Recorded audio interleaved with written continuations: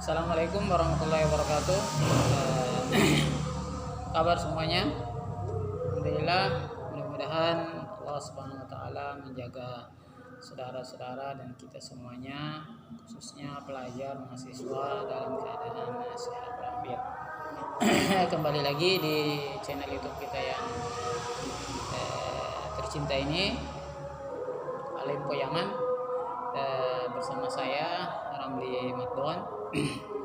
Saya akan melanjutkan berbagi pengalaman atau tips-tips dalam belajar, khususnya bagi generasi muda atau para pemula yang hendak belajar, baik baru mulai dari pendidikan dasar, pendidikan menengah, pendidikan atas maupun perguruan tinggi. Mudah-mudahan apa yang nanti saya bagikan bisa bermanfaat untuk adik-adik semua. Sebelumnya jangan lupa untuk like, share, dan subscribe video ini, channel kita. Mudah-mudahan kita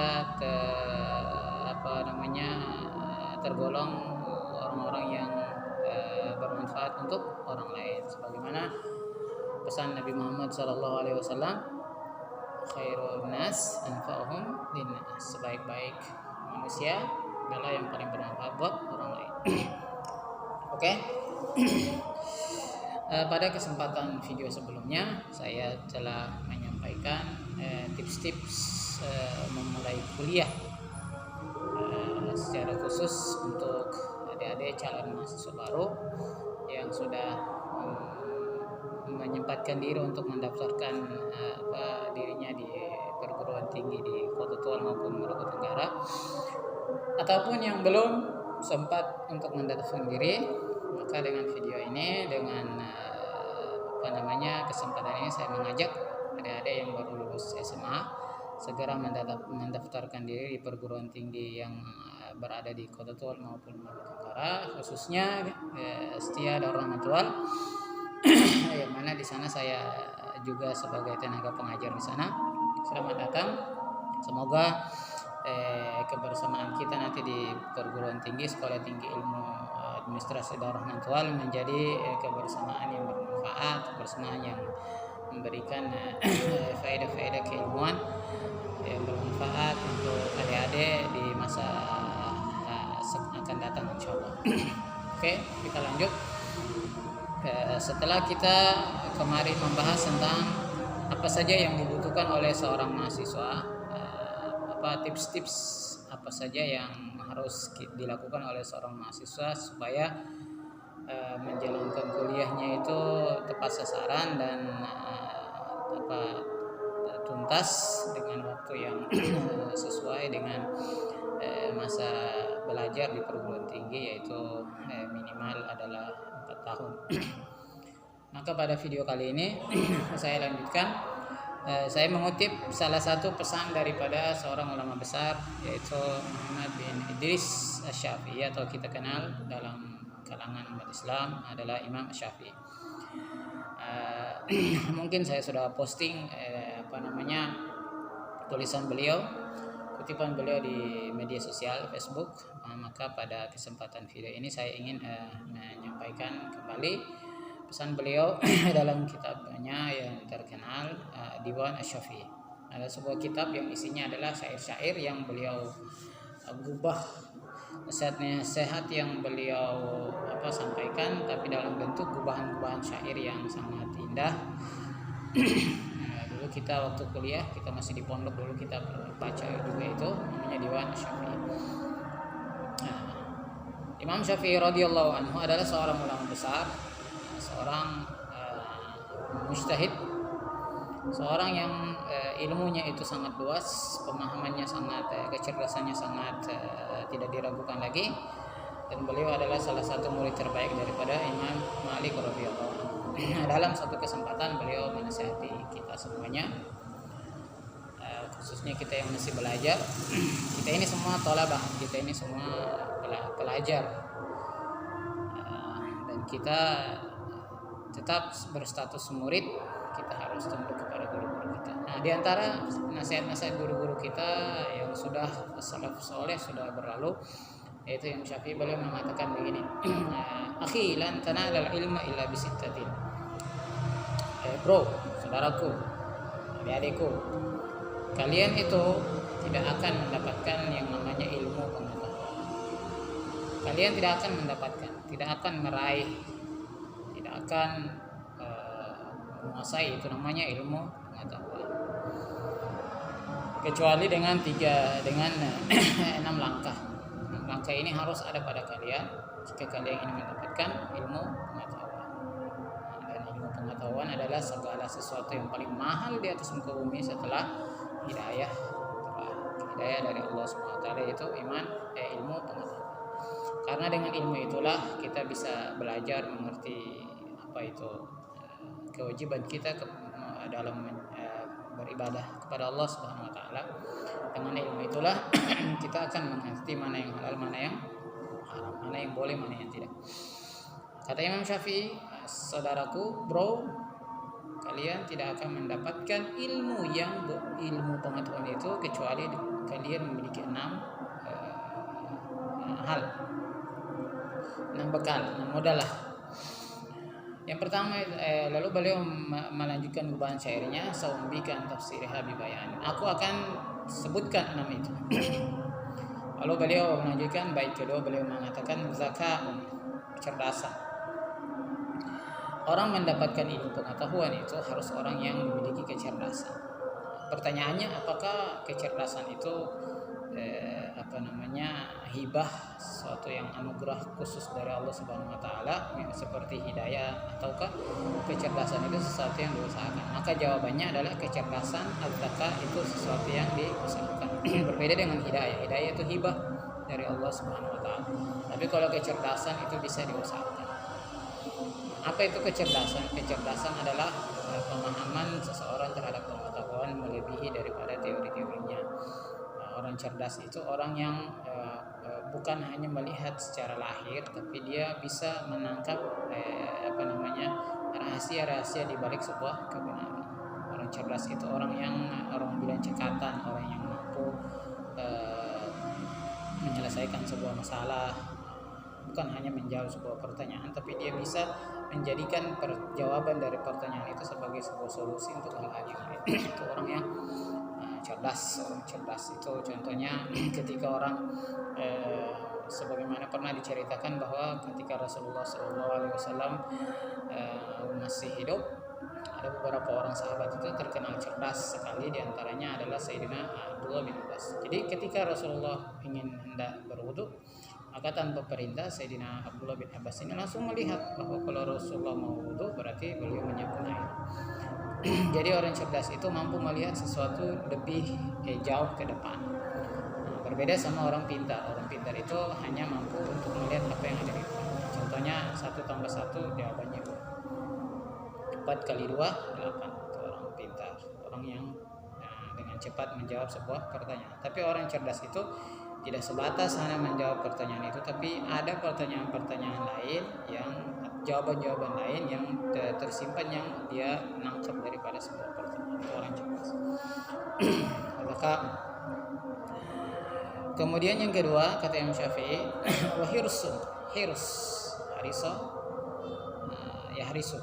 orang yang hiris itu orang yang ngotot, punya nafsu, punya keinginan tinggi untuk menguasai sesuatu, itu hiris. Ada namanya al-hirs, ada dunia, orang yang ngotot menguasai. Hirs itu bahasa kita rakus, orang yang ngotot, pokoknya dia ingin taunya itu tinggi, itu namanya hirs. Nah, seorang yang belajar, mahasiswa kah, pelajar kah, siapapun, kalau ingin dapat ilmu pengetahuan harus ada rakusnya. Dia harus punya rasa ingin tahu itu melebihi daripada kawan-kawan yang lainnya. Itu syarat kedua. Kemudian syarat yang ketiga adalah ijtihad. Ijtihad itu bersungguh-sungguh, istiqomah, ulet kata orang Jawa, telaten. Jadi dia mau masuk ke perguruan tinggi, contohnya dia kepo, dia cari latar belakang perguruan itu, profilnya, kemudian siapa pengajarnya, mata kuliahnya apa. Jadi sebelum dia masuk ke ruang kuliah, dia sudah baca dulu apa yang akan dikuliahkan. selesai kuliah, nah sebagaimana yang sudah kita sampaikan, setelah selesai kuliah dia mengulang lagi. Nah itu ijtihad. Kemudian bulghah itu adalah modal. Orang belajar harus punya buku, punya pulpen, punya segala sesuatu yang dibutuhkan ketika ingin belajar. Kemudian bulghah, jadi orang belajar itu harus ada modal, harus ada alat tulisnya, ada bukunya. Kalau gurunya meminta muridnya harus beli buku paket, ya harus dibelikan. Memang kalau artinya orang menuntut ilmu itu harus ada modalnya.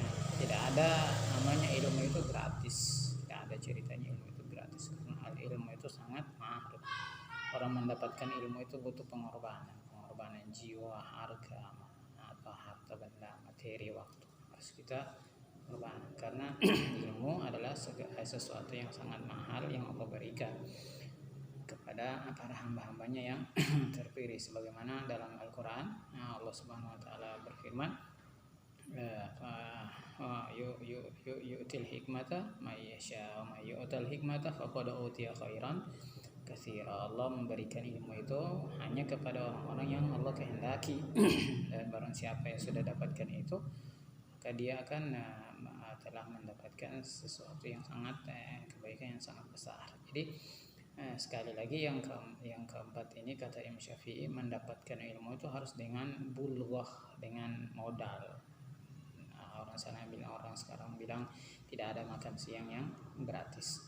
Ya perlu diperhatikan, sehingga nanti kalau sudah kuliah atau sekolah ada uang, adik-adik punya uang, itu jangan poros, jangan belikan sesuatu yang tidak penting, tapi belikan sesuatu yang dibutuhkan, adik-adik butuhkan saat belajar. Beli pulpen lebih dari satu, itu yang sering saya sampaikan di kampus, khususnya bagi adik-adik mahasiswa baru. Sering saya sampaikan, biasanya kalau aspek begitu, sering dari kemahasiswaan saya sampaikan materi, sering saya bilang mahasiswa itu punya pulpen lebih dari satu, punya buku tulis, punya kamus ilmiah, punya perekam suara, ya. Jadi handphone itu bagian daripada bulghah kalau dimanfaatkan. Saat kuliah matikan handphonenya, silent, lalu hidupkan perekam suara, lalu rekam apa yang disampaikan oleh guru, sampaikan oleh dosen, supaya pengetahuan tadi itu jangan hilang. Dan dulu kita kuliah pasca sarjana di Surabaya dulu, begitu cara kita kuliah. Kita ketika dosen sudah kita masuk ke ruangan, lalu dosennya masuk ke ruangan memulai kuliahnya, semua jaringan seluler kita matikan, panggilan keluar masuk kita matikan, mulai pesawat, lalu kita aktifkan rekam suara, kita rekam. Kenapa? Karena dulu kita dididik oleh guru-guru kita bahwa ilmu itu mahal, jangan kita lewatkan meskipun sedetik. Jangan seperti sebagian adik-adik mahasiswa sekarang menganggap ilmu itu hal yang sepele. Bahkan kadang-kadang kita temukan handphonenya yang mahal, handphonenya yang canggih itu hanya untuk hal-hal yang bersifat hedonisme, hura-hura semata, TikTok dan sebagainya, tidak ada gunanya itu. Kenapa handphone itu tidak dimanfaatkan untuk merekam mata kuliah dosennya, untuk browsing hal-hal yang berkaitan dengan, dan itu pengetahuan, karena itu sangat bermanfaat. Itu masuk kategori bulghah, dan ini membutuhkan bimbingan juga dari orang tua. Jangan kita sebagai orang tua diam saja begitu melihat anak-anak kita kuliah, anak kita sekolah. Kita harus tanyakan mereka, uang yang ayah ibu berikan itu untuk apa, beli apa, handphone itu untuk apa.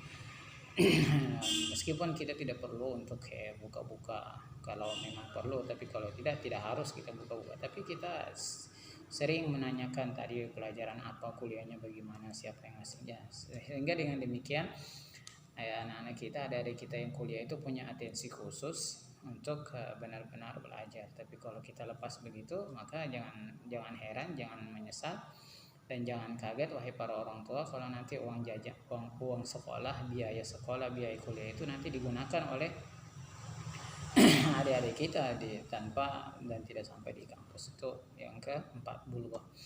Kemudian beliau lanjutkan wa irsyad ustaz, mendapatkan ilmu pengetahuan juga, sudah cerdas, kemudian sudah hirs, sudah rakus mendapatkan pengetahuan, sudah bersungguh-sungguh, kemudian ada modal. Ingat yang kelima, kita juga butuh mursyid, kita butuh guru untuk membimbing kita. Kita baca buku, kalau kita tidak paham, tanyakan ke seorang guru atau dosen yang di bidang tersebut. Contoh di kampus ada Rahman, ada mata kuliah pengantar ilmu hukum katanya. Kalau kita baca sebuah buku yang isinya itu pengantar ilmu hukum, ya kita tanyakan kepada, kalau tidak paham ya kita tanyakan kepada sarjana dosen-dosen bagian hukum. Kita belajar ekonomi, ya kita tanya, kalau tidak paham kita tanya. Itu kenapa? Karena tidak selamanya kita mahasiswa ini, kita pelajar ini mampu untuk memahami apa yang kita baca secara langsung. Itu tidak selamanya. Pengalaman saya dulu waktu kuliah dulu itu hampir pernah ada mata kuliah yang pengetahuan yang saya baca sampai saya pelajari 1-2 tahun baru saya bisa pahami pada dosen-dosen atau guru-guru tertentu.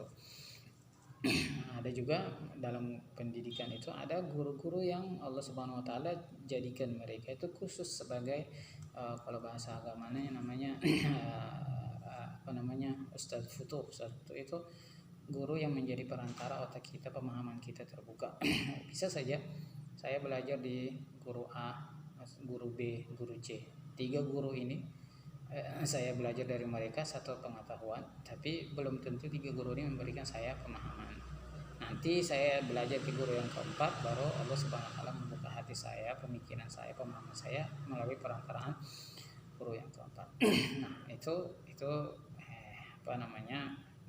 kronologisnya bagaimana kita memahami sebuah ilmu pengetahuan. Nah, makanya kata Imam Syafi'i, irsyad ustaz, petunjuk guru itu sangat penting bagi seorang yang menuntut ilmu. Yang terakhir, yang keenam, kata beliau adalah watuluz zaman. Orang belajar itu butuh waktu yang lama. Orang belajar itu butuh masa yang sangat panjang. Meskipun dia cerdas, meskipun dia rakus, meskipun dia ini, tapi menjadi orang alim, menjadi orang yang paham, itu membutuhkan waktu yang lama. Makanya dulu Rasulullah SAW dalam hadisnya yang meskipun dikatakan sebagian bahwa itu hadis dhaif, tapi itu sebagai terghib, anjuran untuk semangat kita. Rasulullah bersabda, "Utlubul ilma minal mahdi ilal hadi." Belajar itu sejak kita lahir sampai kita meninggal. Artinya bahasa sekarang itu namanya long life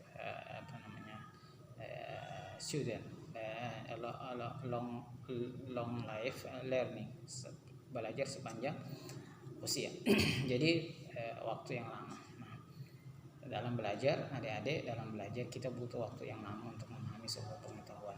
Dan di balik waktu yang lama itulah kita pasti muncul rasa bosan, jenuh dan sebagainya. Kita anggap itu adalah ujian. Tapi ingatlah bahwa di balik waktu yang lama itu pasti semakin lama semakin terisi, semakin lama semakin berbobot, semakin lama kita semakin paham dan kita sampai pada inti atau pokok dari pemahaman dari pengetahuan tersebut. Oke, jadi itu 6 perkara yang diwasiatkan oleh ulama kita Imam Syafi'i.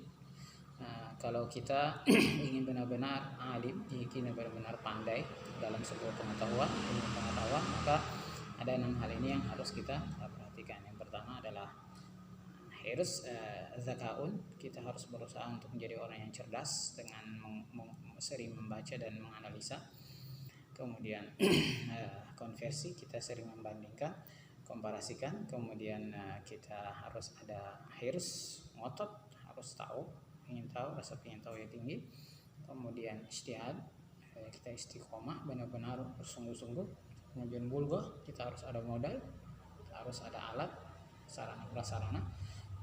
Kemudian ada irsyad ustaz, ada petunjuk dari guru, ada arahan, ada bimbingan.